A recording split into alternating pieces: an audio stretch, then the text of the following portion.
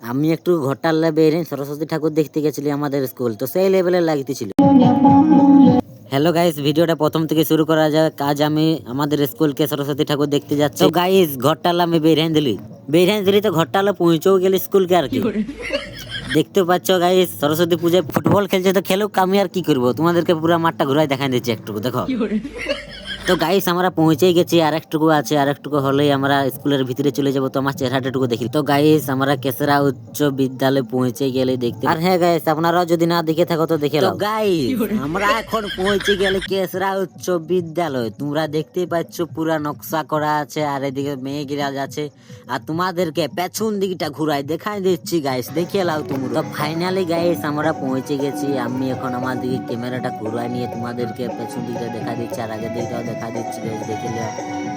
নকশাটা সেই লেভেলের করেছে, আমাকে তো দেখে বিশাল লাগছে। তো তোমরা কেমন লাগছে কমেন্ট করে বলে দিবে। আর ওদিকে পুরা নাচ চলছে, সাঁওতালি নাচ, পুরা সাঁওতালি ডান্স। আর সেদিকে মেয়েগুলা আছে, তোমাদেরকে যে মেয়েগুলাকে কথা বলতেছিল সেই মেয়েগুলা দেখতে পাচ্ছ গাইস। আর সেই লেভেলের লাগছে আমার, কিন্তু হাসি নিয়ে দেখছি সবাই আমার দিকে ফেলছে যে কি করবে। পুরা সরস্বতী ঠাকুরটার দিকে একটু দেখা নিলি। আর এইদিকে একজন আসছে আমাদের একজন, আর এদিকে পুরা নাচ করছে গাইস।